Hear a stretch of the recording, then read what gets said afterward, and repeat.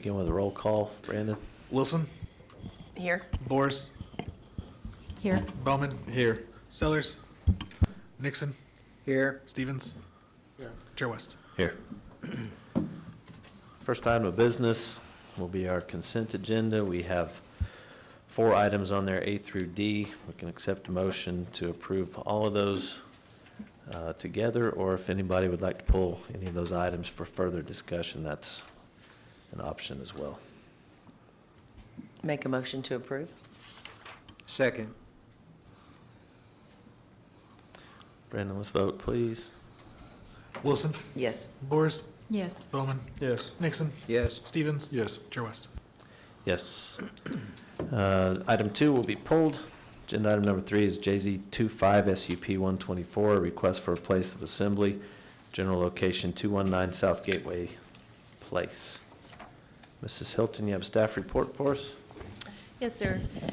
Thank you, Chair West and Planning Commission. It's good to have you all here this evening. And this item is a request for a specific use permit for an assembly use on Main Street or 96th Street. In this case, it's usually identified as 96th Street. So the request is from a church that has been using a space, an event space within a hotel for a couple of years, and they are looking for something a little more permanent. And they came to the city. There's an existing PUD on this property. So that's a pretty good, can you zoom in just a little bit? Thank you. Okay, so you have 96th Street, which is also Main Street, and then to the left is Highway 75, those 2 green lines. And then the property that we're looking at is where the Candlewood Suites exist. And so all of this is part of Planned Unit Development 83, which has been amended and amended and amended and amended. And in this case, there was an event space within the hotel, which is very common. It's an accessory use to hotels. They generally have a small conference area, et cetera. And you can rent it out. But there is a spec space for a restaurant, and we are not talking about that. And then there's an additional over 1,200 square feet available on the ground floor that has not been leased since the restaurant has opened. And if you have not been out there, they do have a bar on the roof, which I've heard is very nice. The ladies had a Galentine banquet out there. I've never been there, but they said it's a really nice view and a lovely facility. So this in this case, we call an assembly use. An assembly use could be anything from a church, an event space, a moose lodge, anything that congregates on a regular basis that doesn't necessarily have fixed seating, et cetera. So it's not a classroom. It's where people can have gatherings, and it usually doesn't have fixtures that are permanent. So you'd be able to move your pews around or whatever, or your tables, et cetera. But in this case, I will be very clear that it is a church, and they're looking at about 1,200 square feet, and they would like to go ahead and take that space and build it out. So as the planning director, I went through several rounds of conversations internally with staff, with the pastor, who is also the applicant. We talked about parking, we talked about the existing space as it is, we talked about the speculative restaurant that's there. We talked about timing and issues they've currently had or experienced, if they've had any, and they're not aware of any. That the hotel did not make any comments about it. They never reached out and said, hey, this has been a problem for us and we don't want to move forward. The hotel is willing to contract with them for this purpose. So one of my debates was maybe we would just amend the PUD instead of doing a specific use permit, which we could have done. But I just felt like since this was a very specific use, and instead of amending the PUD for the whole thing, it just makes this whole area more complicated, but in some ways it's simpler. So that's why it's here tonight. It is a specific use permit. And The specific use permit is governed by state statute, and it tells you what to think about. And so if you look on page 33 of your packet, it says certain uses in CS are designated as specific use permit because of perhaps the size of land they require, their specialized nature, or because they are more intensely dominated an area, or they generate effects on the general public that are broader in scope than other uses. So this particular parcel on the comp plan is part of the Gateway PUD. It's also part of Candlewood Suites, which we talked about. They have great street access. Their parking, they've operated there already at the same time that they would continue to operate, and there have not been any parking issues to my knowledge and to their knowledge. So we can keep going here. It's an existing space, and it's just a portion of the ground floor of Candlewood Suites. So I highlighted in yellow on page 34 the actual use unit that we're talking about. And I went through some of the state statute questions. At the end of the day, I think that they have been there, they've been operating, they have not created any nuisances, and because the hotel is willing to operate with them, I recommend approval.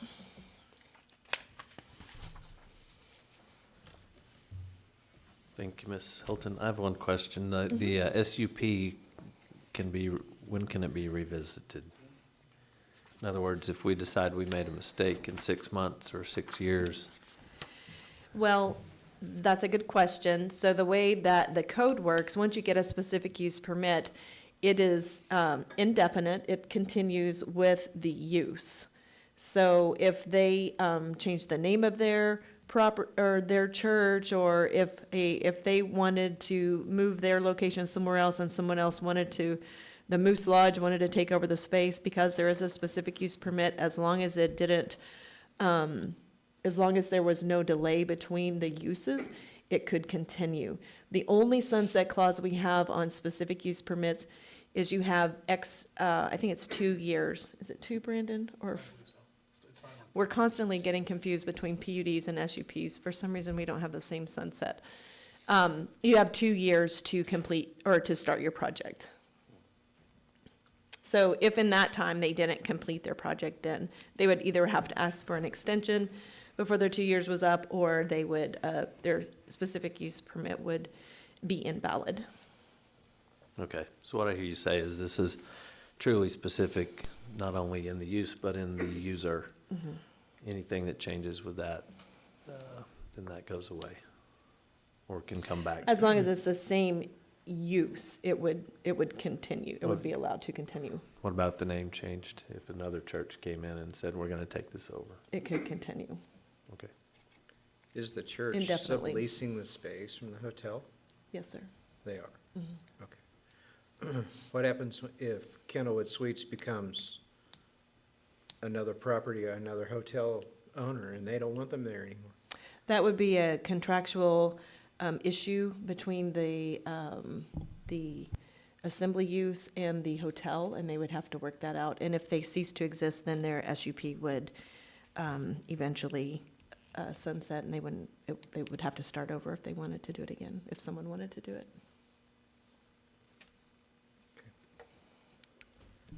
Are they going to be putting up signs and that kind of thing for the church? I mean, they've been there for 2 years. I'm struggling a little bit to see what the need behind making this change. They've been doing this for a couple of years, as is, so what's the driving The issue? big difference is they are currently in the event space on the weekends, and they would like to be able to have classrooms and an auditorium, and where they're not having to break down and set up, that it's actually their space, offices. The applicant is present if you wanted to ask them directly some of their vision and goals for that space. Does that make sense? Did I answer your question? Yes. Mhm. Okay. Anybody on my left have questions? I remember, sorry, I apologize, I butted in.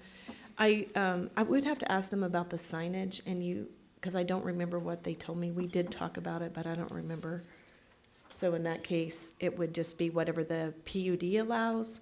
And if there was anything extra, if the PUD was silent, then it would be between them and the hotel. And I can confirm it's 2 years on SUP sunsets. It is. Thank you. It's right there on the top of the page. Page 37. All right, if the applicant is present and would wish to come give us a little more information on this project, that would be wonderful.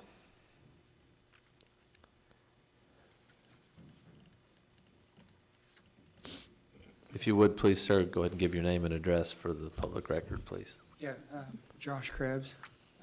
My you. current home address is 2913 West 8th Street. And then we're looking to lease the space. The reason why we want to lease the space is because currently we only rent by the hour for services on Wednesday night or Sunday morning. And this would give us a permanent space, if you could say that, where we would have it Monday night, Tuesday, Wednesday. We could build a stage in there, set up our chairs, put our sound equipment up. If we wanted to have a prayer night on a Tuesday night, we could. As far as signage, all we're going to do is just put basically stickers on the door. And then we have like an A-frame sign that they allow us to put out on the sidewalk, put that out during service hours, put it up after service hours. But yes, the parking is plenty. The hotel owner is for it. They also have an agreement with Gateway right across where they can have overflow parking there. So the parking will be okay. Is that answering your questions? Is there any more that I'm missing or explanation of? No, I appreciate that information. Yeah. How much, I know it's in here, but could you remind me how much space it is total that you are looking to lease? It's 1,219 square foot. Okay. Currently, we have maybe 30 people, 40 at the most on a Sunday. And the lease is only for 2 years. So they agreed to do a lease with us for 2 years because we're hoping that that's not enough space then and we would have to go somewhere else. But yeah, up front, they have, if you've ever been there, they have a whole section set up for retail space. Mhm. And I think their initial vision was for businesses, coffee shops, boutiques, restaurants. But they have the spaces still available. And so we got to talking to them, and it seems like it would meet our needs. Plus, we have the event center that we could still rent if we needed extra space for a bigger event or so. So you're essentially moving out of not using the event center anymore, and you'll be utilizing this 1,200 square feet Yes, in lieu of using the event center. yes.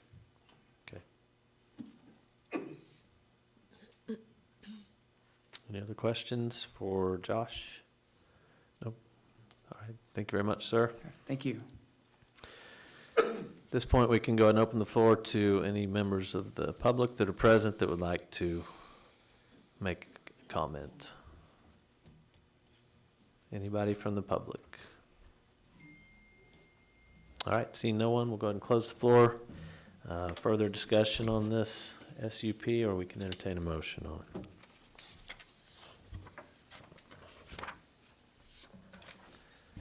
I'll make a motion to approve JZ 23 SUP 124.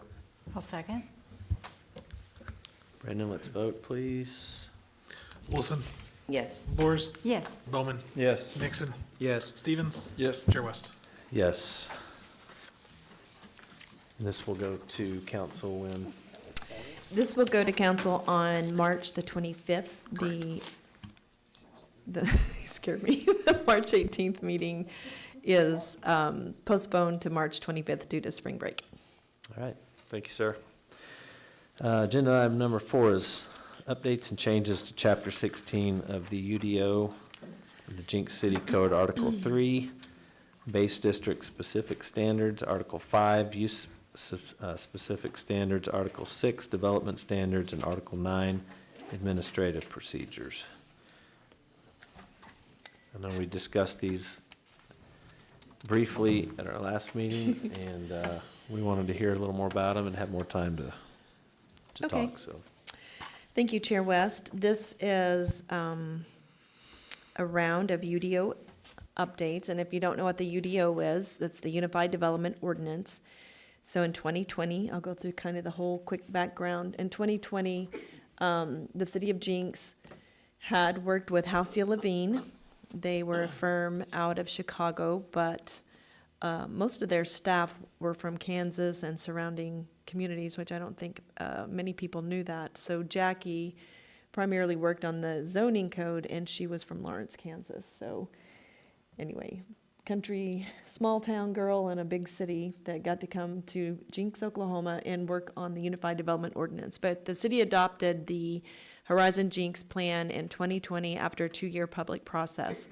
And during that public process, they gathered information, they gathered data, et cetera, and then it was adopted. And then one of the recommendations out of that, and they were hired, I think in 2020, to do both the comprehensive plan, which is called Horizon Jenks often, and then the Unified Development Ordinance. So we started 2 years later on the Unified Development Ordinance, and that was to replace our zoning code.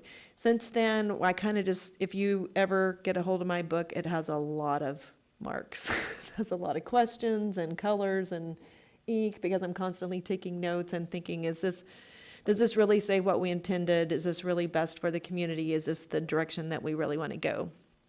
So since 2022, when the UDO was adopted, we've made probably 3 rounds of edits. So this is either number 3 or 4, I can't remember exactly. The page 41 shows the different pages, and it says page 9 and 10 of 215. So when I start editing the Unified Development Ordinance, I go to the City Muni Code, and I download a Word version of the entire document. So I go to chapter 16, and I download the entire chapter 16, and it's currently 215 pages on the day that I was working on it. So when I put in here that it's page 9 of 215, if you wanted the full document, I would send you the whole full 215 pages, and then Brandon was kind enough to not include all 215 pages in the actual agenda items. So 9 through 10 of 215. So I think what we'll do, unless you have a better idea, we'll just start with page 43 and begin to look at, this is page 43 of our plan. Okay, Brandon, will you zoom in? Okay, we'll just go to the second chart, because it's really, so the first edits really were page 9, and it's table 16-3-1B. So on consent tonight, there was an item where a gentleman sold a property and didn't realize that when he bought it, it had a 25-foot encroachment. It was part of an industrial park. And what happens is title companies do not like encroachments. Occasionally, they'll waive it, or in this case, they put a certain amount of money in escrow until the title was clear.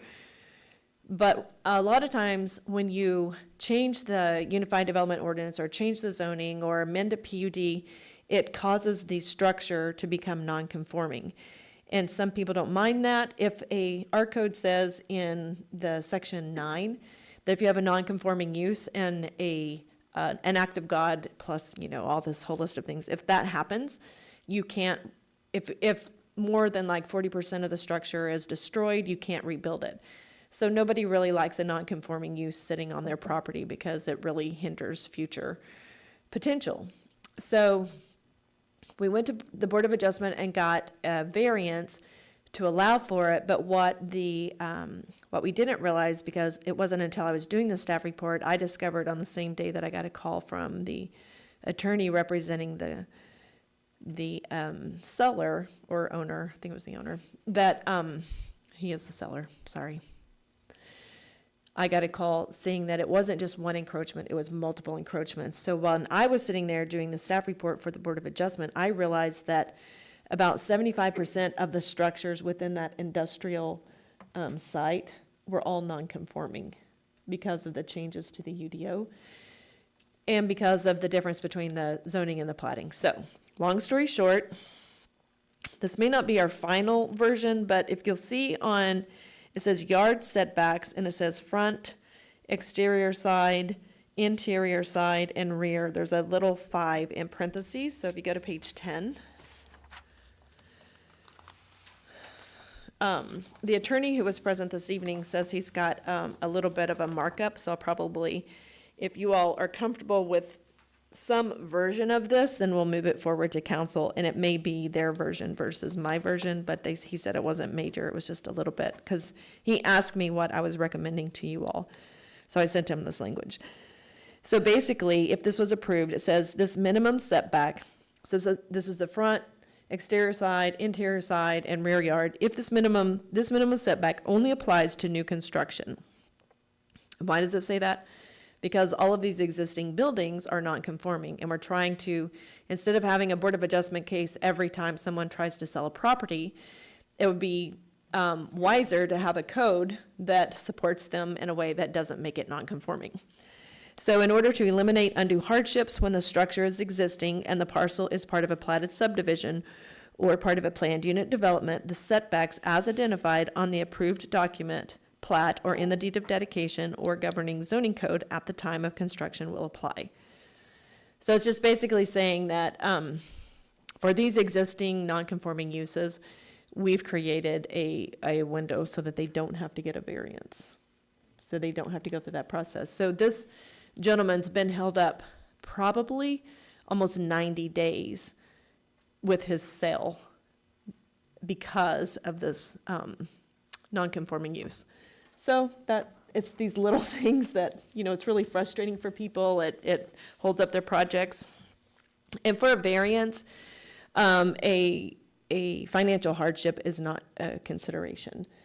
So, and it almost always is a financial hardship. They are trying to sell something, trying to buy something. They've got all these properties tied up. So anyway, that's the story behind that. Do you all have any questions? Did I make it as clear as mud? I thought you did a good job with it. Any questions for Marseille?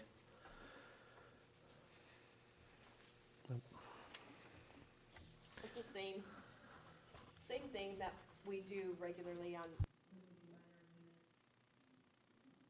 when we do minor amendments for a lot of times residential subdivisions, because you have a house that's accidentally built over a build line. So it's kind of the same difference, but in those cases, they're in a PUD and you can do a minor amendment.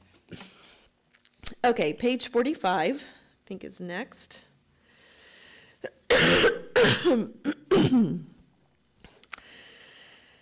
So 16-3-3, exceptions to bulk and dimensional standards. So for height exceptions, this is what the code reads. For height exceptions, the following structures, except where preempted by other governmental regulations, shall not be subject to the height limitations of the district in which they are located. So the last time I brought this to you all, I said, I think I called it approved art structures or something like that. I can't remember the lake. Y'all are like, what are you talking about? Yeah, so, I mean, I was thinking of Vegas. So number 2 says, and this is what I'm thinking about. Right now, you can't have a sign on the roof, and I'll be thinking about that, and you all be thinking about that. Tulsa's looking at allowing signs on the roof. I was at a conference recently where one of the speakers from Yard was talking and is like, why in the world can't we have signs on the roof? And everybody's like, I don't know, we just don't allow them. So be thinking about that. And when I come to update the sign code, we'll have that conversation. But someone was asking recently about art, and it was more like structures. And so it's not a sign, so that part of the code didn't apply. And it should have some type of consideration because you want it to be appropriate and you want it to be structurally sound, et cetera. So this is what I came up with. So now, after looking at Bentonville, Branson, I actually did look at Vegas. Where else did you look and I looked? Were those the main ones? They were big ones, yeah. I feel like there was one more place. We came up with a language called approved roof-mounted structures. So an approved roof-mounted structure, a roof-mounted structure means a structure attached to any portion of the highest roof or fascia of a building. Roof-mounted structures are not signs and may not be used for on or off-premise advertising. If you turn the page. Oh dear. How does that on the other side? Brendan, do I not have a copy of the amended version? I do not. That's fine. I'll read up here. Roof-mounted structures require a conditional use permit. Roof-mounted structures are permitted only for non-residential, mixed-use, and multifamily dwellings.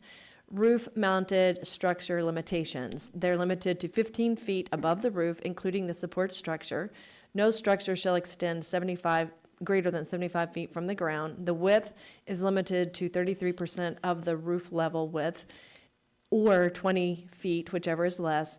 Illumination is preferred to be internal. No structure shall have blinking, flashing, or fluttering lights or illuminating devices which have a changing light intensity or color brightness. Beacon lights are prohibited. Illumination shall not be, that probably should be 2 words, shall not be used at any location or in any manner so as to be confused with or construed as traffic control devices. So that conditional use permit would be circulated internally through engineering, planning, and public safety before anything was approved. So that's my second stab at this. So you can either shoot it down, mark it up, approve it, or whatever. It's up to you guys. How do you define the highest point of the roof? We actually have an illustration in our zoning code that shows what that is. So is the roof-mounted structure on top of First Oklahoma Bank, is that in addition to their roof? With the dome and the spire, so to speak. Yes, that's in Flagpole. addition to their roof. So they do have a roof-mounted structure, technically. That's not their roof. Right. So we already do allow them. But what they did in that case is just structurally called it part of the building. So it kind of is. I don't know, can you go up into the rotunda? Domes were already allowed, yeah. In the original language, it would have been allowed. So as it stands now, if there's a roof structure, what is the situation? They cannot come and request a? No, the code is kind of silent, other than what we have, that we previously included. So it would be an automatic no if they wanted to currently, or would they have to apply for a? There's no An process or exception. anything for them to apply for. So Right. as long as they didn't exceed some height limit in the district, I'd probably just say it was okay. So I was trying to create more of a framework of what it might look like A if someone process wanted then to. where Yeah. they did have to Right. get it approved. Because when this person asked about it, I was like, well, maybe it's a sign, but when you dig into it, it's not a sign, you're not advertising anything, and I wouldn't want it to be an advertisement per se.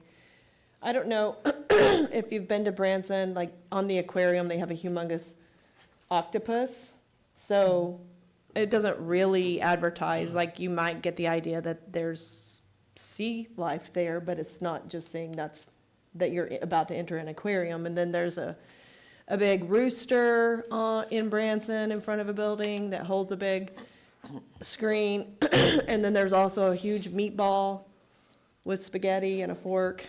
So there's now those are not on the roof. Those are just additional structures. So this gives a little bit more of a formal process and a little bit more Yeah. control over what the Right. current situation is, which is, then you have to go through a process to try to have it removed, Yes. if there's something is that. Right. So if it exceeded the height, then they would have to amend that, they would have to change their plan or whatever. And this kind of gives us just a little bit of parameters, and maybe we don't even need it. I mean, it was just a passing question from one citizen who owns a business. Because how does it play into it, if any, if they don't own the building? That they're just leasing it, so then where is our position that, yes, if we say yes to this, obviously there's going to be the owner of the strip center. Right, they would and have to sign off on it too. So there's a possibility that we could say yes, but then an owner would say, no, I Right. don't want that on top of my building. Yeah, absolutely. Okay. And there's probably some, I don't know, from an insurance perspective, Mr. Bowman, I would think structurally. Is they it would a be concerned problem? for structure. No, No. okay. I don't know, I just, it's just something new. Maybe we don't need it, it seems, sound like we might, so I just started writing about it. okay. I don't have the same agenda they got.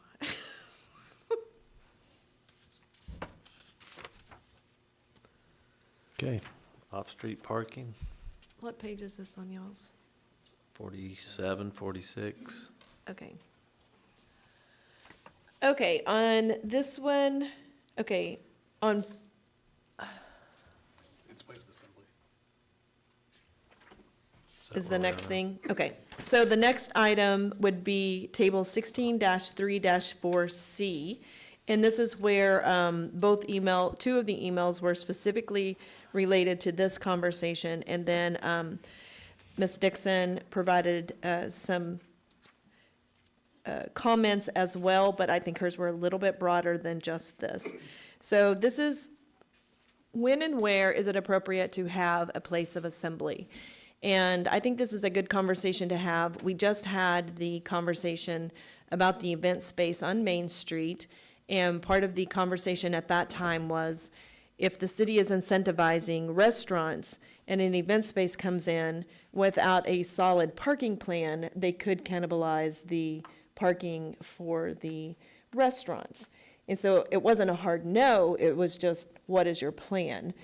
And it wasn't allowed by right. So you can see in the downtown core, they needed a specific use permit.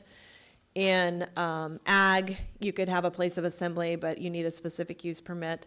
So in the RTC, which is the Riverfront Tourist Commercial, there have been, there's a project, the food hall, which was looking to go north of the aquarium. I think, do y'all remember when we had that skydiving place that was coming? And then that didn't happen, and then the food hall has been in conversation for a couple of years about that lot. It's actually, anyway, part of their plan that I've seen in their drawings is they have kind of sketched in an event space on the third floor. And currently, they couldn't do that by right. They would have, it's not allowed at all. So it's just a blank space in the RTC. The reason that it's primarily a blank space, so when you're going through the chart for the RTC, we tried to really think about what complements the aquarium, because this property is generally around the aquarium campus, and what brings sales tax. And it doesn't mean that other uses aren't welcome or aren't wanted, but can they be done in a way, again, that doesn't cannibalize the spaces that are available? So at minimum, I said it should probably be within a planned unit development. And Ms. Montgomery, Mr. Montgomery may have some comments that they want to make during the public portion. I can see where maybe it would be allowed with conditions. I'm not opposed to it necessarily, because just like we said on Main Street, if you go to downtown Sepulpa, if you go to Claremore, both of those have really pretty little event spaces on their main street. It might be a great asset to the riverfront, but in general, it's just something that we need to think about as a community, and it's a very important decision and recommendation, this one is. It's a lot of weight on your shoulders. So.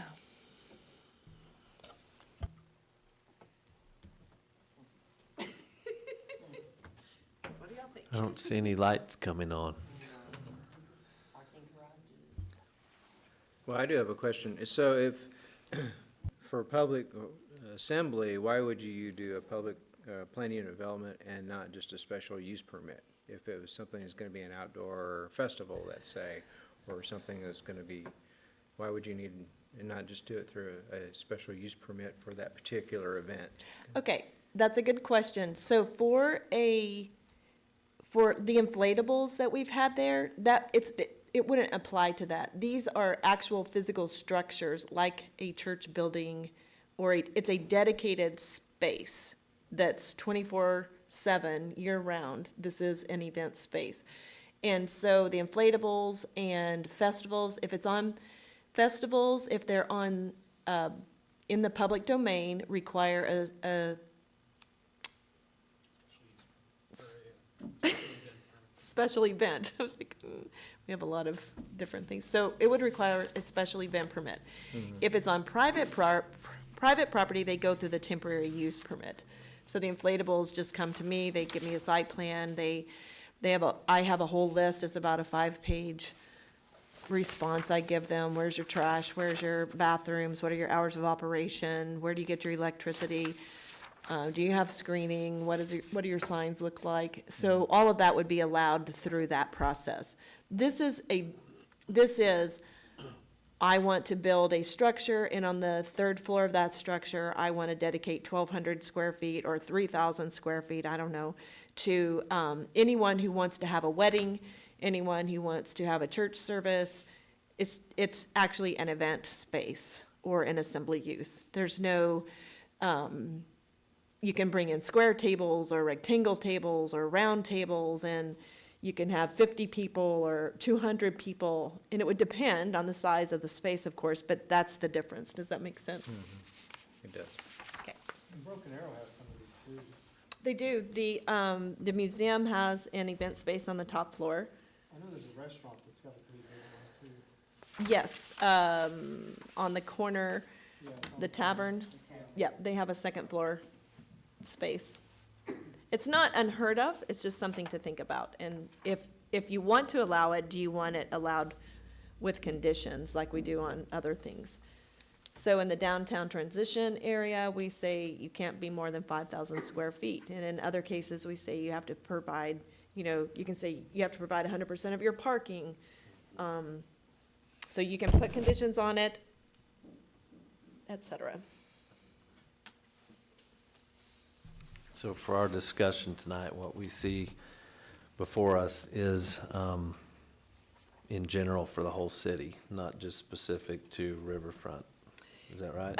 In this category, we're specifically talking about, so right now, a place of assembly could only happen with a specific use permit in ag, office medium, commercial shopping, commercial general, downtown core, industrial light, industrial medium, and not at all allowed in the RTC. So I said instead of a specific use permit, a PUD, and I think I didn't answer that question for you, Mr. Nixon.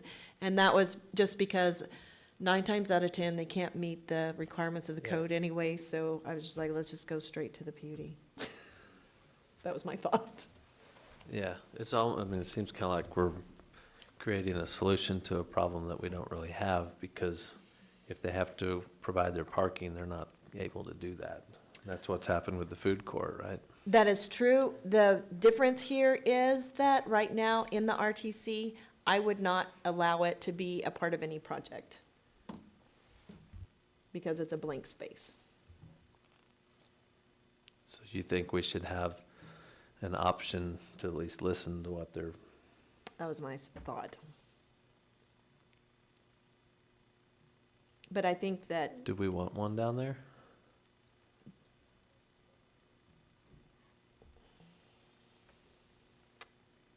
That question's to everyone. I don't know, do you? Well, honestly, I don't see why we would not.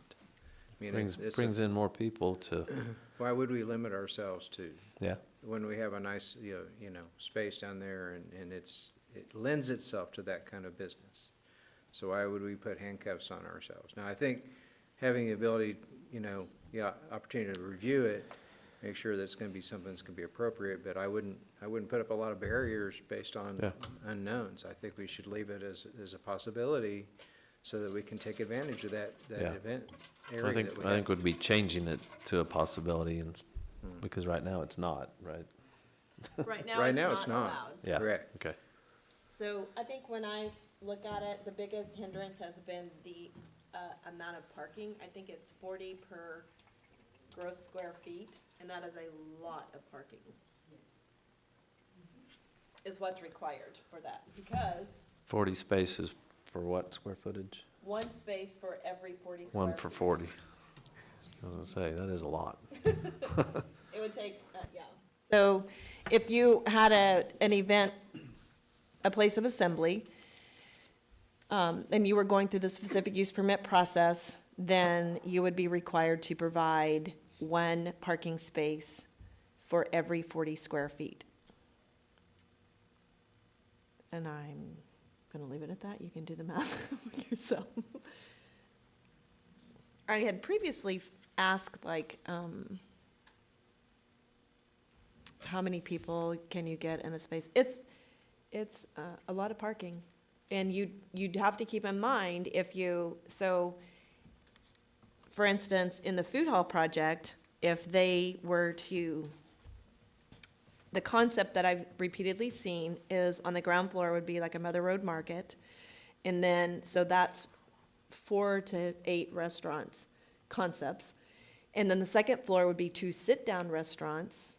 And then the third floor would be an event space. So all of those, you're not gonna come to the Mother Road and then go up to the sit-down place. You might go to the event and then stay and get drinks or something at one of the other places. So that parking space might be one, but you're looking at 3 very intense uses that are gonna be active. The primary time, the peak time for an event venue is generally, unless you're leasing out to, chambers and things like that, and they're having luncheons, the primary dates are Friday night, Saturday night, which is also the prime time for dining.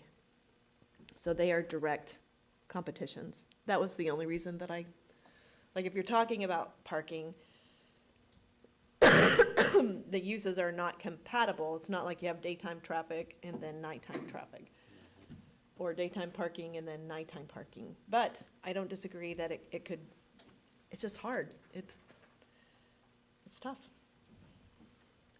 Is that parking regulation 1 space per 40 feet? Is that any different for this kind of classification of use than anywhere else? In other cities, No, here. So, I mean, 40. Yeah. For sanctuary space. So that's not for like restaurants, so it's a different calculation, if that's what you're asking. Restaurants are 1 per 100 Yeah. of gross floor area. You can just pack in a lot more people into an assembly space than into a restaurant, because restaurants generally have fixed spaces, fixed Right. number of tables, et Okay. cetera. so it's not It's a more than, penalty toward this type of use. There's not more restrictive for an assembly space. in terms it's of- more than double the amount of parking is required for an assembly use. Okay, well. So I see. 100 Oh, I see, yeah, my math went backwards. I know. So, yeah. okay, so I guess my question would be, why is it more restrictive? Because you can pack a lot of people into an assembly. Wedding reception than you can to the lodge. Right, but if they're there and while they're there, then they go to the lodge, why is that such a problem? I mean, if you put it into an area that has different establishments in the same sort of zone, and they come in and they go to the concert, or let's say, And while they're at the concert, they also go and buy an ice cream cone, and then they go sit down and have dinner. They go to 3 different places, but it's one car. So that's my point, is that why are we being, it seems to me, why are we being so restrictive on this and protective of it? If it's going to be bringing in more people in that are going to be spending money here, which is the idea, because the first thing that's listed in here is because it takes away sales tax dollars from other places of business. I don't see it as that. I see it as being complementary to that, because it's not chasing them away from something else. And Right. in the downtown corridor, where it's very finite parking spaces, I could see where we have to be very protective. We're talking about a basically empty area right now. So why are we being so coveted with this, trying to make sure that we protect businesses that don't exist?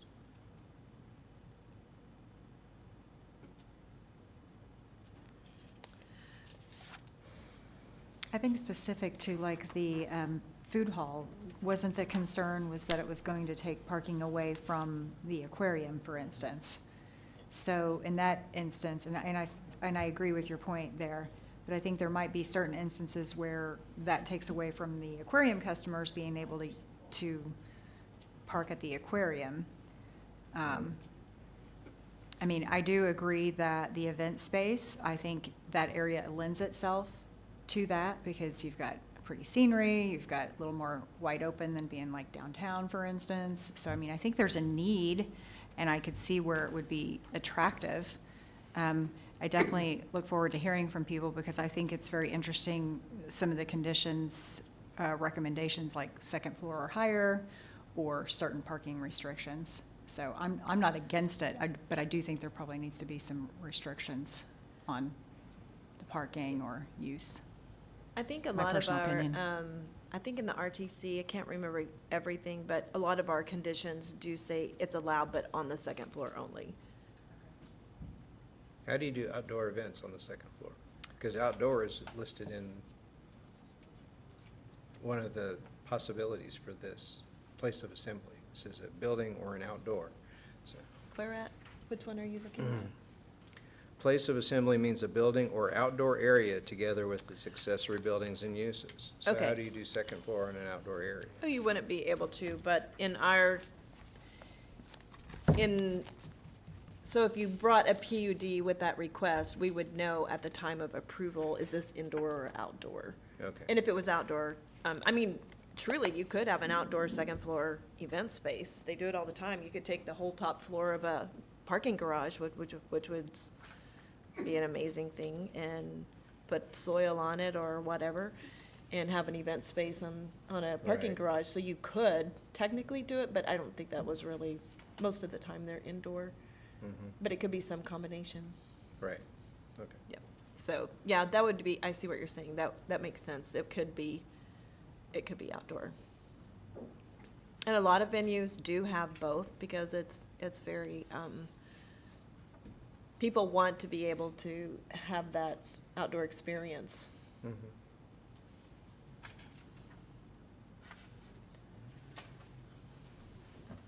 Do you want to take public comment? Yeah, can we do that right in the middle? Yeah, let's do it. Let's Okay. just go through them, and that way we can hammer each item out. If they want to come back.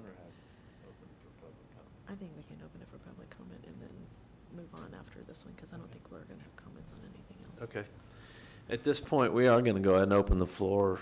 I think a couple of you may have some discussion points for us that we are more than happy to hear.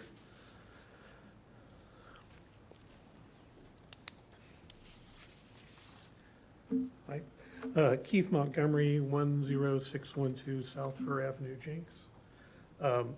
Longtime Jenks resident, Oklahoma Aquarium Foundation member, and a JAA trustee. And I do have some comments on the change, very specifically the one you've just been discussing. But my comments are solely as a representative of the Oklahoma Aquarium Foundation. We would like to oppose including this place of assembly change to the permitted use under the RTC zoning. We have a long history of parties that try to access our existing infrastructure in a variety of ways, particularly the parking.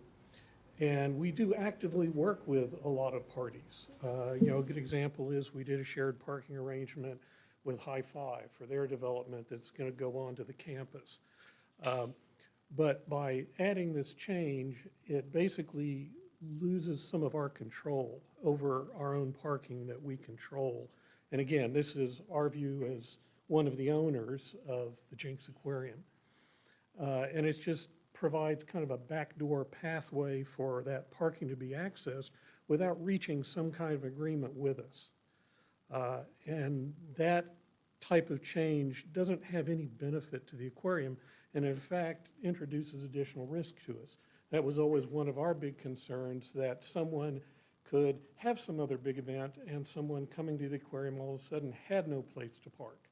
That's why we've been so adamant through a lot of the discussions with a variety of parties on that issue.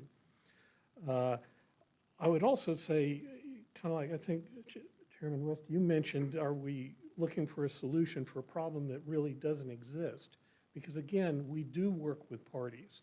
We have outdoor events there. We do actively work that process. But by doing this, that takes away some of our control as the aquarium to be able to work with those parties. And I would probably say, no, we're not an empty area. I mean, you go out there on a busy day, you may drive around to find a parking place. Generally, it all depends on the time, and, go to spring break. We've got people still parking on the grass with the expanded parking. I would also say we at the aquarium are an event space, and we actively rent out the facility for events currently. But as a difference, we have all the parking for that. So those are generally all the comments I have. So thank you. How do you, for example, how do you work with the aquarium run, the 5K? Well, we put it on. Yeah. And. How does that affect your attendance or your parking for your aquarium patrons? It's usually starts well before we would normally open. And we actually, as I remember in the run package, they usually give them some kind of discounted entry. So a lot of people, after they do the run, come into the aquarium. It's never been an issue. Tell me a little bit about working with the inflatables people. That one, their hours were more so after we were closed. The way they were doing their arrangement. The difference was on weekends, we did have some overlapping hours, but that we basically rented them an area. They provided all their electricity, all the other amenities that they needed.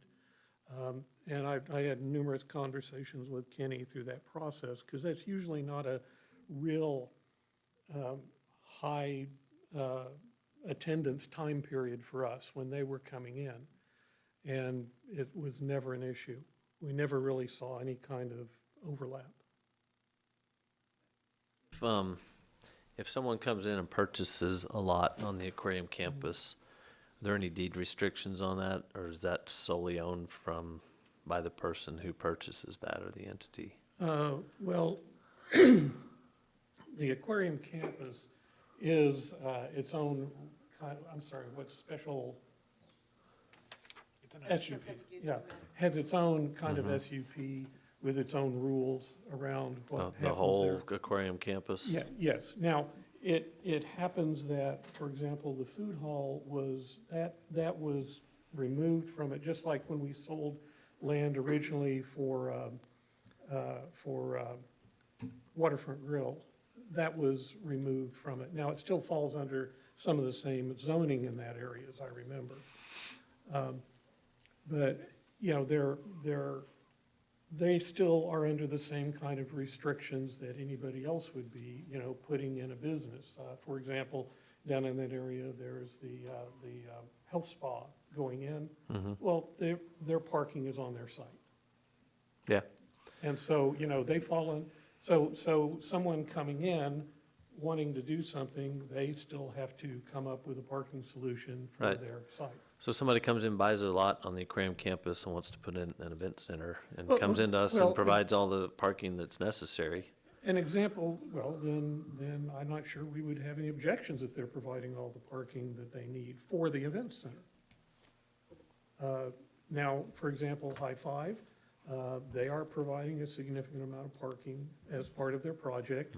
They needed, I want to say it was 17 or 18 theoretical additional spaces. And so, you know, we worked out an arrangement for them. So basically, you know, that can, you know, we've got a sharing arrangement with them. We actually provided another little piece of land that was not usable by us, that we allowed them to put some parking on. So I think that's a good example of that we work with parties. But, you know, we would not want to see some party come in with, you know, let's say a small thing on the bottom, and they've solved their parking and they put a huge event space somehow around or in their property. And then all of a sudden, you know, because of some kind of arrangement that we've changed the rules, they can utilize our parking, because if they're on the campus, it's a shared asset under certain rules, the way that's set up.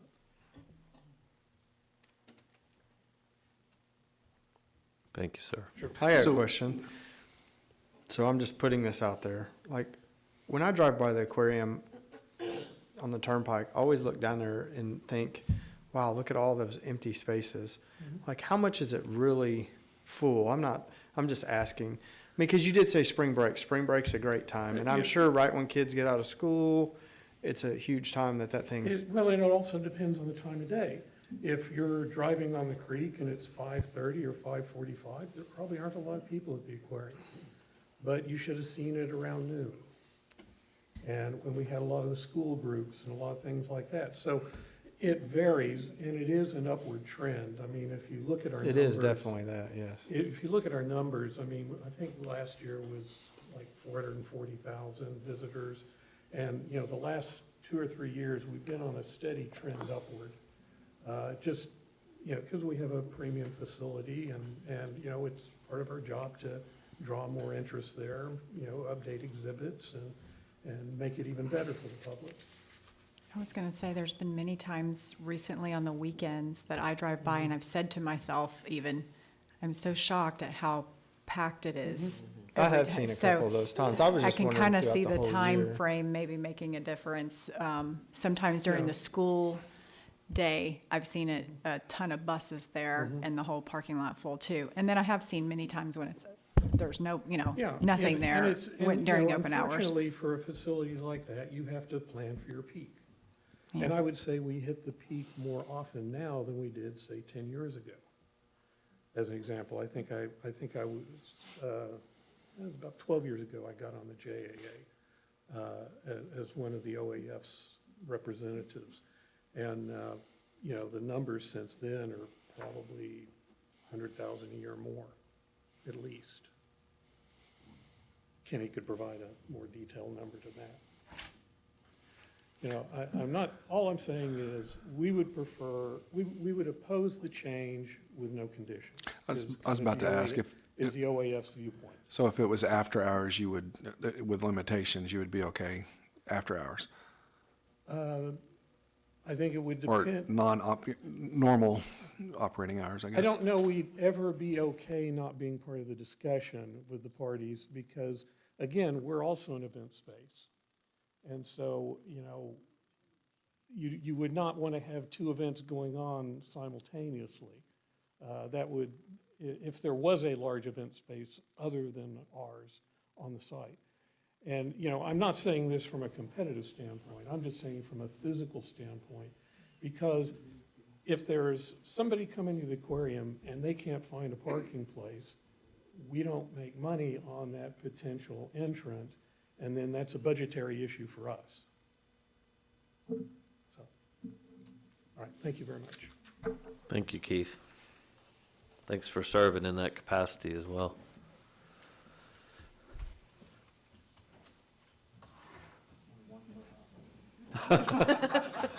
You have to find a different address.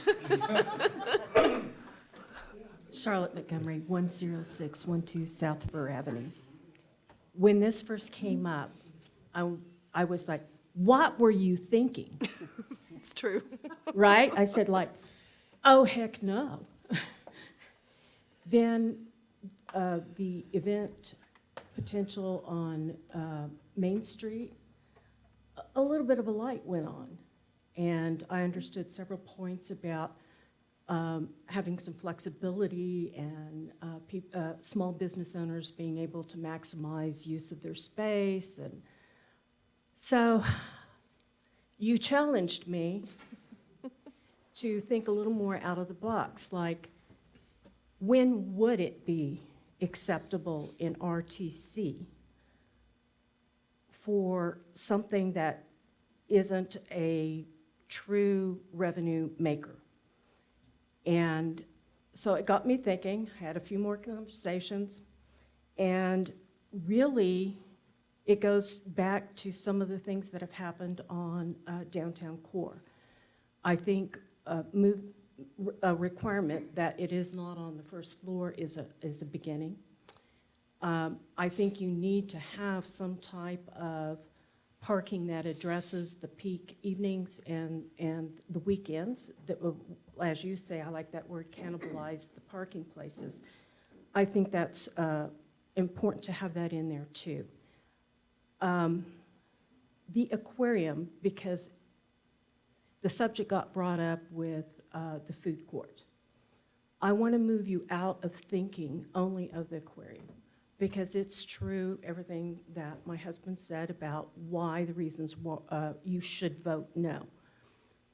I've now adjusted my vision to say, when would it be acceptable? So I want to take you to the Riverwalk. I had a conversation with Counselor Brown when the golf suites went empty. And we were just kind of saying, well, what could we put in there, and why is it always so dead? I remember when it used to be full of life and we had all these things to go do. And one of the things we came up with is on some of that second floor space, why doesn't the Muskogee Creek Nation have like some kind of a museum or rotating exhibits, whether it's strictly historical or baskets or a native art or whatever? Well, that falls, it could fall under something like museum, which is a type of business that would fit under place of assembly. So I think you also need to step out and think, what could it be used for other than an event center? Because as I pointed out in my email, it's not even stated in the definition that event venue. And until I had a conversation with Marseille, it did not register in my brain pan that a place of assembly is an event venue. But it can be other things, like a museum. And if you have unused space up on a second floor or potential for that, why wouldn't you want a business to be able to take advantage of that? Whether it's the dental clinic up on the second floor or an insurance agency or whatever, make use of that space. I think that's what you want as a planning commission, is a good and efficient, thoughtful use of space.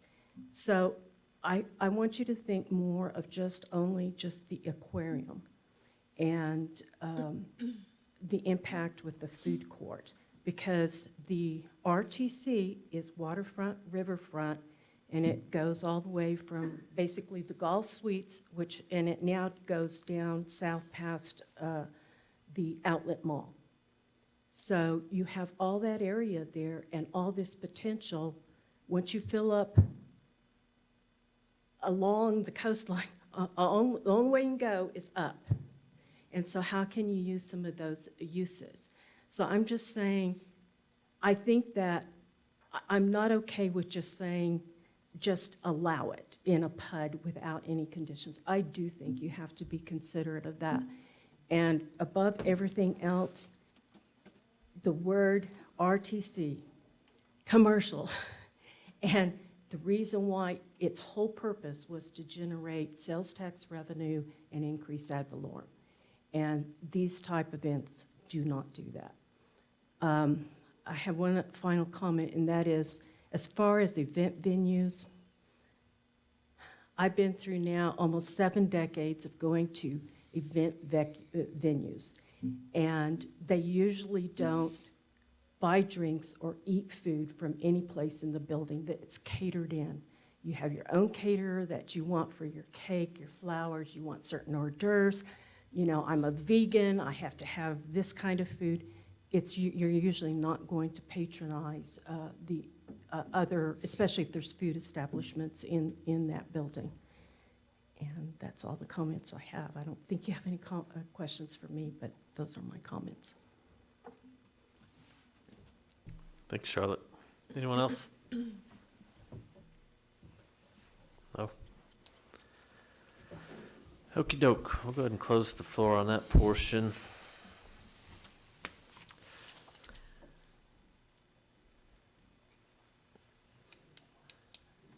Any further discussion on event spaces, parking, location? I'm still a little confused on the aquarium campus and what their powers are to restrict parking on their lot versus if someone purchases a lot inside the aquarium campus and provides their own parking.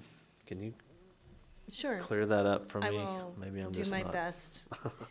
So when someone brings me a site plan to review, I start with the tables in, like table 16.3. So I start with what is the use? Are there any additional regulations?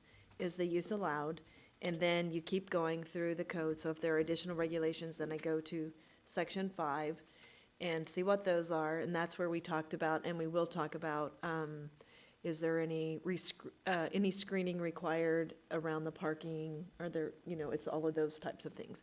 And then you go to section 6, and that is all of the additional standards that has to do with parking.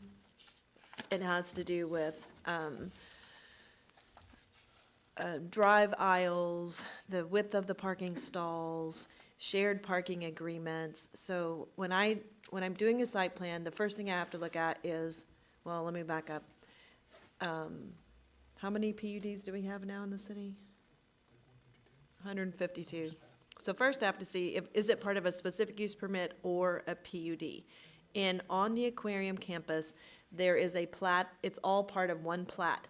And that plat has some deed restrictions that I have to apply to the process. And it says this entity has to sign off, and this entity has to sign off, and the specific use permit is the governing document. So far, for the med spa that came in, they provided all their own parking, but they had to get relief on the style and the appearance of the building facade. So in that case, they had to get permission from the OAF, and then the JAA had to approve it, and then they could move forward. And that's the same with High Five. We went, I don't even know, I would say, I didn't want to say hundreds of hours, but probably getting close to near 100 hours of back and forth with design, style, approvals, parking, move the parking, add more parking, take parking away, share the parking, back to the entrance, where's the location, the RTC says this, you have to move your entrance, like, it's a lot of conversation and a lot of moving pieces, and probably over 100 hours of just evaluating their site plans, reevaluating their site plans, reevaluating their submittals. So we have a document that I created a couple of years ago, and when we get something on the aquarium campus, and generally speaking, the RTC, the Riverfront Tourist Commercial, is not the same from north to south as the aquarium campus, because the aquarium campus is governed by its own specific use permit, which has another layer of regulations, and its own plat, which has another layer of regulations. So, and to further complicate things, because why not, some of the parcels are owned by the city, some of the parcels are owned by the OAF and leased to the JAA, and then it is really very complicated. And so it just takes a long time to get through that process, a lot of conversations. And when it comes to actual meetings, it probably is hundreds. You're probably spent hundreds of hours trying to get a project across the finish line. So when, it's pretty easy for me when, right now, I'm just like, well, it's not allowed, and I move on. So I won't even entertain an event use, a place of assembly right now for the RTC. So if the, on the north side, in the Riverwalk, if they were asking for a new event space, I would have the same exact conversation. No, it's not allowed. And on the south side, so the aquarium has an event space. It's changed dramatically because we added some paid experiences in that event space. So it's not as big as it used to be. But for a place of assembly, the question that I'm asking you, and I just wanted to say, you don't have to make, we still don't have to make a decision. And you can say, hey, we want to move all of this forward except this item right here. And we still want to think about it a little bit more, or we want you to do X, Y, and Z, bring us, okay, you want to keep going? Great. What I'm saying is tonight, you don't have to make, you can make a decision and say, Marseille, everything's great, but we're still not comfortable with this. So you don't have to continue this place of assembly forward. So. And I'm fine with that, but am I missing something here as far as like, I don't want to limit ourselves to not allowing it, but if they already, if they would had to provide 100% of their own parking, then how is that different than the current situation, say, at the aquarium or any other business that wanted to Right. come in? Thank you. That is kind of where I was going and didn't complete my conversation. They are required right now to create that. If they want any deviation from that, then they have to have a PUD. And then that comes to you all, and we still have to we still are required, even if they provided all their parking, I still need the JAA and the OAF to sign off on the aquarium campus. So in some ways, it's just, do you want this use or not? And they can hammer out the parking details, et cetera. And we have pretty good language for shared parking requirements. Generally, it would be more like office, so that you have daytime parking versus nighttime instead of every single use being nighttime, generally speaking. Did I answer your question? It wouldn't make a ton of difference. It's just right now I just say flat no. And if you say yes through the PUD process, then I can say we can have that conversation with the OAF and the JAA and the Planning Commission, and ultimately council can decide if they are in agreement with your request to have an event space. That's a different, or a place of assembly. And I like that process better than this. I just feel like it's, we don't want to limit ourselves. It is a great space, so you want to be able to allow things, but it doesn't put us in a position to then compromise the other businesses next door. Am I missing something there? Well, I mean, as it stands, no one zoned RTC can have a place of assembly. That's Unless- that's a huge area. Unless you decide that Right now, a they specific can't. use permit is okay, Okay. or a PUD is okay. Right. But right now, if someone asks me, hey, can we put a church on our third floor? Right now, the answer is no. Can we put a mucilage on the third floor? The answer is no. Can we put a Wedding chapel? Wedding conference chapel. center on the third floor? The answer is no. A wedding chapel on the fourth floor? No. That's the answer. Just, they don't get to go, they do not get to move further in the conversation. It's no. But with this, it changes that no to Maybe. maybe, which is better. Yes. I Well, agree. mean, if that's what you, Okay. yes. Why would we restrict 2 square miles of, Exactly. yeah. But I do So- like the conditions or the restrictions Absolutely. of Yeah. having it on the second or third floor, second floor or higher, to some of the recommendations, some of the restrictions on the, at least 70% of the parking requirement must be on site, and only another certain percentage can be shared. I mean, I think those are pretty important it would be to me if I were a current business owner there. So to protect what we already have is my thought, but not yet restrict us to not being able to do the places of assembly.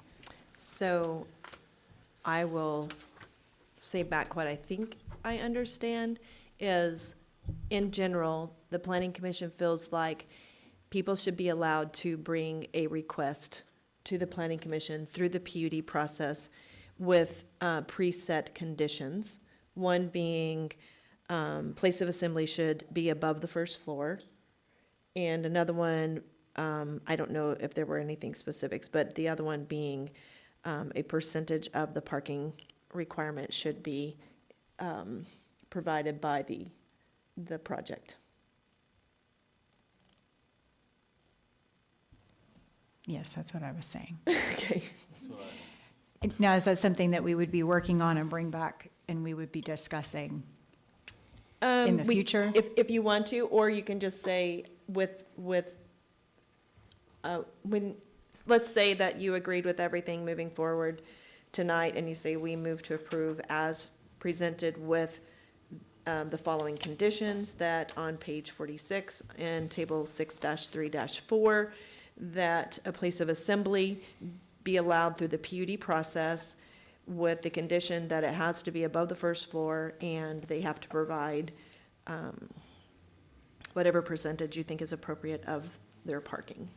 Can't we just leave the parking out of it, and when You it comes can. up as You a can do PUD, whatever you we want. can determine it then? Because what if they have agreements and stuff Sure. with other people? I would just say we do, has Above to the be on the first floor. second floor, and Okay. then it's a PUD, and then we get to just determine per Okay. deal. Yep.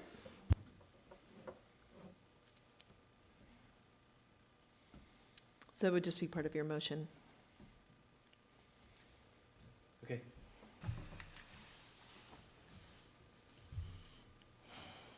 All right, the next one, Mr. Macy, if you'll find the next one. Can I ask another question? Yes, sir. Like, why aren't we agreeing on these as we go? Because that's going to be one big motion, isn't it? Well, Or I do we mean, have to wait? it's just one motion to approve as right. recommended, minus the one table. You would just add that only. You wouldn't have to say all of these unless you don't want to approve them. So I added on this table roof-mounted structures as an accessory use, and they would be through the conditional use permit process, which would be internal only. It would not come to you all. It would just be, there's a set of criteria that we established earlier. You meet all these requirements, but I'm still going to circulate it through public safety, through engineering, through building inspections and planning. Appearance review, We don't have it anymore. that was us, or that was them and us. Mm-hmm. Well, You what bringing if- it back? We haven't had it since. What if it's really ugly, but you like it? I know, I've thought of these things too. Do I want that responsibility? You can say, do you want it to come to planning commission? Would that make you feel better? Makes me feel better, then I don't have to make the decision. If it's I think ugly, that then would y'all be- can say no. I think that would be appropriate, that it Okay. comes back to planning Somebody, commission. some Perfect. committee at least. Okay, Not that we don't trust you, but well, anytime I don't have to make those decisions, it's good for me. But what if it's not Marseille next time? That's And right. it's some- You might get a real Debbie Downer next time, that don't let you do anything. I don't have this page in my thing, so would have to just make a note, that, I don't know what table it is. Okay, same table, so there will be two, amendments to 16.3.4. One would be on place of assembly, requiring that to be above the first floor, and the second one would be that structures be approved by the planning commission. Roof-mounted structures approved by the planning commission.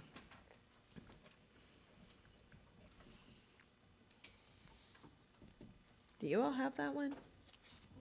That page? That was one of the extra pages we added. You were supposed to reprint. Okay, what page do we have next? Right there, that was it. Yeah. Okay, general retail less than 10,000 square feet, and if you're in the downtown transition, less than 5,000 square feet. So this is where we were talking about last time. It gets really, I wish everything was easy, but it's just not. So you have existing strip centers or subdivisions that are commercial subdivisions, and you'll have 2/3 of it built with buildings that were created 10 years ago and didn't have any UDO standards, and now you have new standards and new buildings coming in, and the owners are frustrated because they built this building before the UDO and they didn't have to do any of this landscaping or any of this screening. Now they have to, and why? And so one of the things that I changed from our conversation before, and that was area perimeter parking. So I went ahead and added, because one of the problems is it already said that you had to do this, and I just said may. So a low screening wall, the height of which provides effective screening to a maximum height of 3 feet, may be required at the discretion of the city planner to be used in conjunction with required landscaping as detailed in section 16.6.3.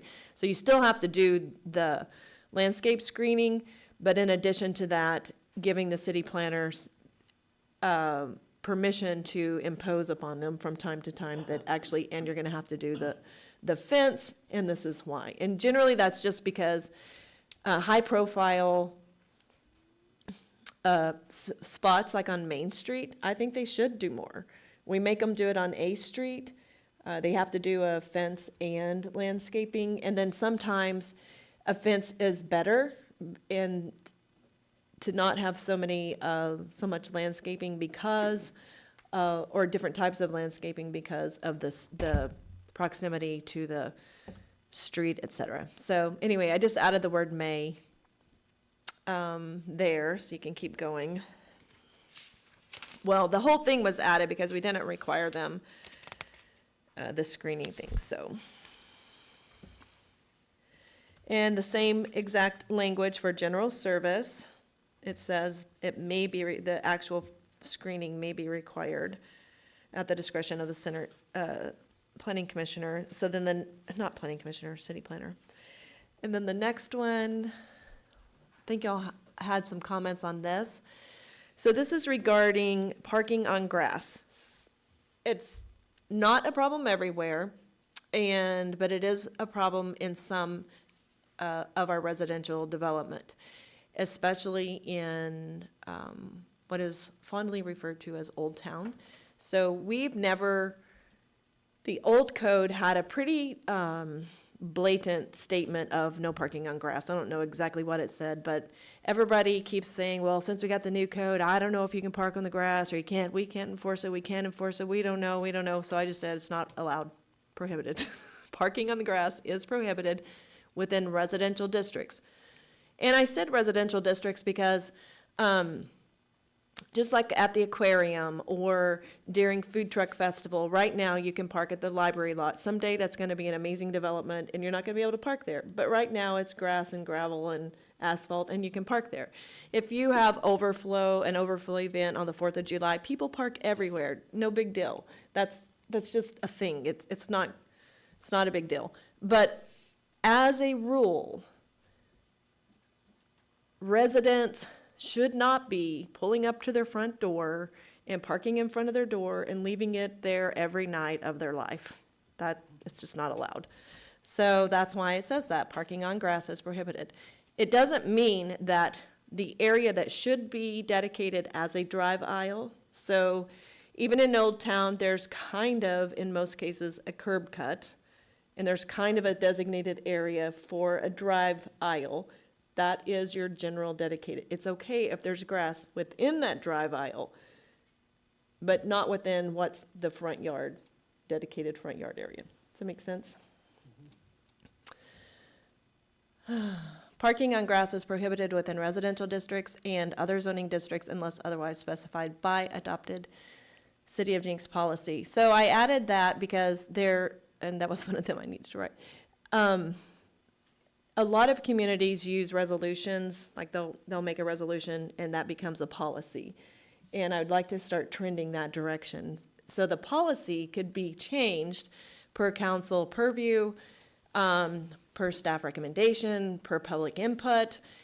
And so maybe the policy itself says, hey, there's no parking on parking on grass is prohibited. And then the policy itself would say, but we understand you have a drive aisle and that's okay if it's covered in grass, whatever. Okay? We're not gonna codify it with all that detail. We're just gonna say there should be a policy that supports the details of that. All right? I have a question. Yes, sir?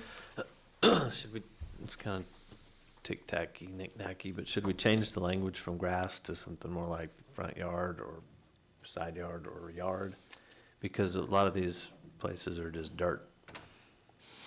And semantics, they could say, I'm not parking on the grass. I'm parking on the dirt. Somehow describe what we're trying to prevent. The front yard area, front yard, yard. I don't know.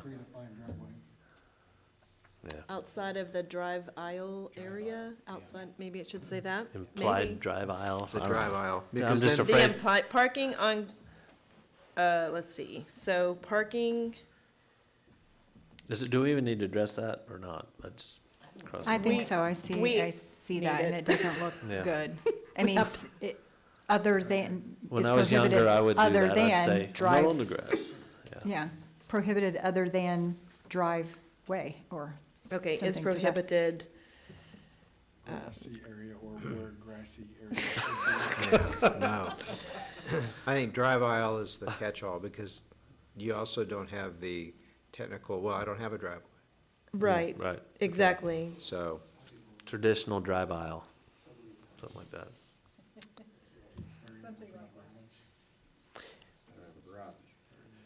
Right, so parking on grass is prohibited within residential districts.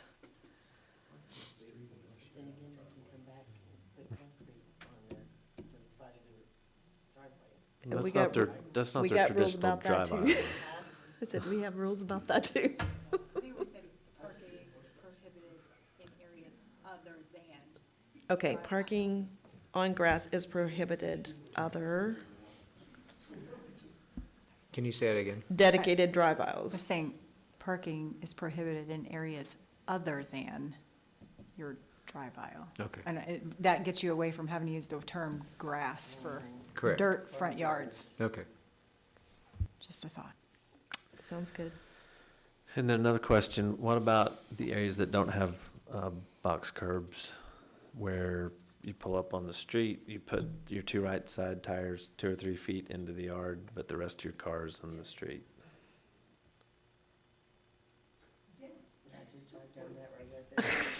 I'm sorry, I'm trying to get the whole visual. I mean, like all of I mean- Old Town Jenks. People park, it's on the street, but they drop their two right sides over a little ways. Could we put that in the policy? Put it in the Would you be policy. comfortable with us writing a policy of how it would be enforced? And Sure. give samples within that policy of you can't park, and this is what we mean. We mean that you need to have a general dedicated parking drive aisle, and this is acceptable, but this is not, et cetera. Sure. Okay. Okay, what did you call it, though? All Two wheels all your on? tires need to be on the street. Okay, Well, that's just the way people park. You don't park your entire car in the street when you're in front of someone's house. You pull off, put a quarter of it in the ditch. Right? I mean, they are trying to stay off traffic. Yeah. they're trying, Yeah. yeah. I would think for a reason. Oh, yeah. Everybody does it. Okay, I'll bring the bring back policy, how about that?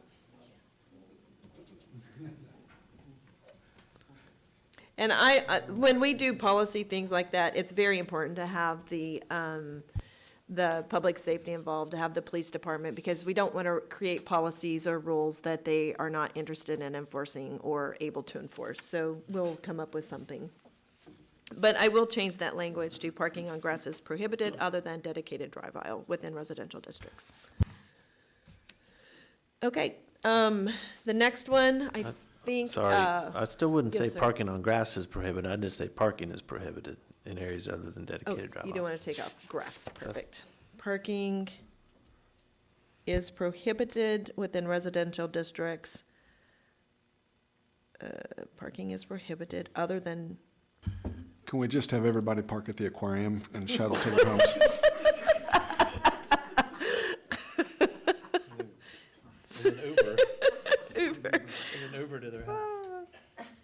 okay, parking is Yes, prohibited. It's prohibited in areas other than drive aisle. Something. Okay. It'll be similar, so I took out the grass though. All right. Please, thank you all for taking your time with this. It's a lot, I know. Place of worship, we don't use that term. It's all place of assembly, so it's just striking that from there. We had already stricken it from a different table, but somehow we didn't strike it from here. That's all that one is. On driveways, we currently don't allow for circle or semicircle driveways. And I would like to create a policy to allow for a policy to be created where it would be allowed within certain circumstances. So that's why that's in there. And if you all are okay with it, we'll keep going. And then on 2 for single slab driveway designs, that one I just cleaned up how it was presented and changed it to where you have a width requirement and materials requirement. Okay, this is a big one. Homes built prior to 1985 may qualify for exceptions on parking pad materials per adopted City of Jenks policy. We had three homes and one neighborhood that came to the code enforcement hearing, and all of them were being charged with having gravel parking pads, and previously in the code, it was very clear it had to be I think the word was hard surface, and we don't use that term anymore. Impervious before. And so it said something, or per city engineer. Well, the engineering staff wasn't sure they really wanted to be the one saying yes or no to materials. And this is my personal opinion. I think that homes built, and I'll be honest, I picked 1985. I don't know if that's a good year or not. But I feel like most of the subdivisions that would have this issue do not have HOAs and do not have, so there's nobody that's going to guide their parking pad project. And so I said would qualify for an exception on their parking pad material, because it may be that it would be better for them to have a well-done gravel parking pad than trying to park on the grass or not being able to afford concrete, et cetera. So we gave them some different parameters, and this allowed for that policy to be created, if y'all are comfortable with that. I will say the 1985 may change. I should probably, that was some research I was gonna do. Let me circle that. But in general, you get the gist. Gina? Will that complicate what we were just saying earlier about can't park on the grass? I mean, Yeah, they still can't park on grass. yeah, but I guess we don't define what that driveway aisle is on the previous thing we just agreed to. And so now we're saying that there's going to be drive aisles here that isn't concrete? So what would happen in this case is if, we'll just use Old Town, it's the simplest. We know that those homes were built they were built a long time ago.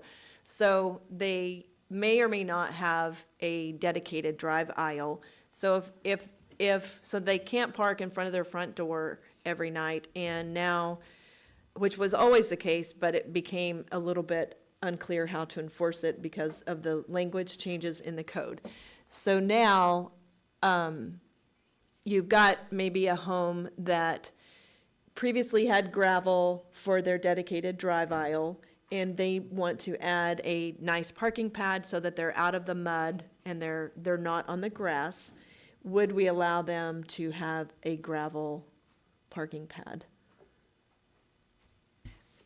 We I'm wouldn't also require reading them this to as it says concrete they it. may qualify. You didn't Right. say they will. So if someone in one of those older neighborhoods, is the way I'm looking at it, wanted to redo their driveway, they may qualify for using gravel rather than using concrete.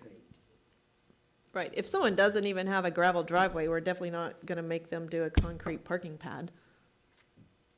So one of the recommendations that engineering suggested was maybe you just say that the parking pad has to match the material of the driveway. Yeah. So if you had a concrete driveway, regardless of when your home was built, then you had to have a concrete parking pad. If you have a grass/gravel driveway, why would we make you do pavers or paving blocks or something like that? You But should to your be- point, if you have an entire older neighborhood that everybody in there has gravel driveways, then you've got somebody wanting to upgrade, or, it's old, there's hardly any gravel left, and it's mainly grass or dirt, then you're almost penalizing by not allowing this, by saying they may qualify, because then they won't do anything at all. And then they They'll have just keep the. parking in the. Right, right. So I think this leaves a door open slightly to allowing people to still improve rather than making it sit like it is now and look very bad. I don't have a problem with this. Okay. Only 14 more pages.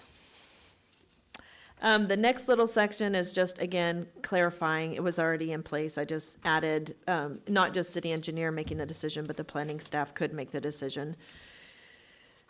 Let's see. We did a little more research on parking pads. Actually, nobody in the whole metro area even regulates parking pads but us. So in other communities, if you could just basically do whatever you wanted. And we had, if you can see on page 53 or whatever, there's some very specific, it was a lot. You had to have an X degree angle, and it had to come over not more than 10 feet. So basically, we just said 400 square feet in aggregate. And you can't be, it must be accessed by the driveway, and we talked about the materials, and we kind of changed, we just let everything else go. So and another thing is ours had this hard angle, and, if you're backing in a boat or an RV and you're trying to abide by the code and get it off the grass and, have a nice parking pad, and even if it is gravel, you still need to be able to physically move it easily. And so we just took everything else out and just said that should be at the discretion of the property owner if it's a rounded curve or whatever. So that's that. 1694, I'm not going to go through all of this. Ms. Montgomery said, Marseille, this doesn't make a bit of sense. And I said, okay, I'll try to clean it up. And I did. She probably still has some complaints, but we're going to go with it for tonight. It was a lot of cleanup, and it's a lot better. I basically tried to kind of categorize everything anyway, it's a lot. It'll be a lot clearer. But I put in front of it, so a big difference, if you look down, like number 5, it says a PUD, and then I write what it is, and then I put SUP, and I tried to group what is a major amendment, a minor amendment, et cetera. So just adding a lot of identifiers that maybe would help the citizens to better understand the process for moving a project forward. And that's the same that you see on the next page. It's also the same thing that I did on the next page. So this is just cleanup and clarification. And so, for instance, on the next one, if you'll go on, keep going.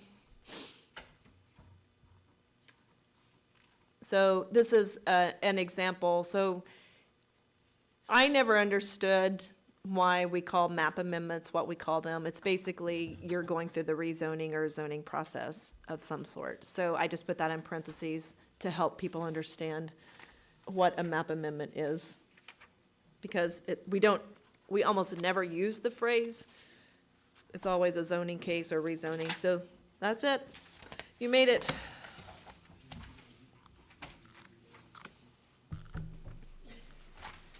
Any additional discussion before we open it to the floor? No. We'll go ahead and open the floor. Does anybody wish to address any of the items that we've added?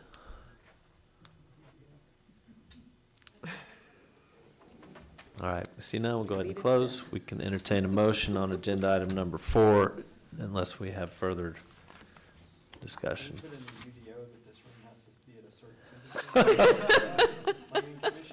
Make a range. Are you the one just amending it? No such thing as bad weather, just inappropriate. That's funny. I'll go ahead and make a motion that we approve agenda item number 4 with conditions that on page 46 of our packet, table 16-3-4, assembly uses will be allowed with the PUD and on the second floor or higher, not on the ground floor. And also that roof-mounted structures would be approved by the Planning Commission. That's also in 16-3-4. And with the other change that parking would be prohibited in residential areas other than their dedicated drive aisle. I think that's all we had. Okay. Second. Let's vote, please, Brandon. Wilson, Yes. Boris, Yes. Bowman. Yes. Nixon, Yes. Stevens, Yes. Chair West. Yes. Any planning updates? Yeah, we have had feedback from the parking study. I have not read it. I keep telling this already. I've been here every night this week late, so maybe next week I'll get to read it. I printed it off, so I always feel like that's a great start. I'm excited to get, so this is all regards to the downtown master plan. Our Director of Communications posted the phases that we're at, and we should be wrapping it up late summer, but the biggest portion is coming. So basically, the parking consultant, which is Walter P. Moore, and the economic development consultant, which is Hunden, they have done all their statistical research. So that's all that's happened. We haven't even begun to have any public input. We haven't started any of that process. So I have a meeting, I think next week, might be the following week, and we'll set up those dates. And if you have any ideas on how you think it would be best to reach the public, I think that we'll be able to incorporate multiple surveys, which I think will be fun to do. And then, but there would also be in-person meetings, some corporate meetings, and then probably some festival meetings and tables and things like that. So there'll be multiple opportunities to participate in the process. And that's very, very exciting. I told you all I would give you an update on 106th Street. So that's the portion going from Elm towards the river. And when you're doing an engineering project, apparently they don't do just like the whole thing, so there's like the west end and the east end and the middle and the hydrology, so there's all these different elements. So one portion is about 50%. A different portion is about 40% designed, and another portion is about 30% designed. So I think you could say with confidence it's about 40%. The design is completed to about 40%. So a lot left to go on that. Do you know how long that design process has been going? That's a good question. I know over a year. So maybe another year and a half Mhm. to get fully designed. Yep.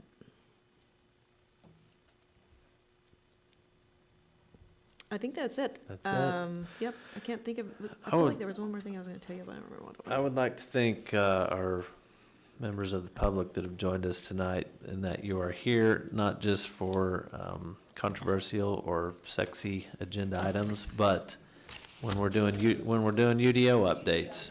So we appreciate your input. We appreciate you being here. Thank you very much. I've thanked Chief Jackson also for providing PD to be here with us, and also thanked our officer this evening. Thank you very much for being here.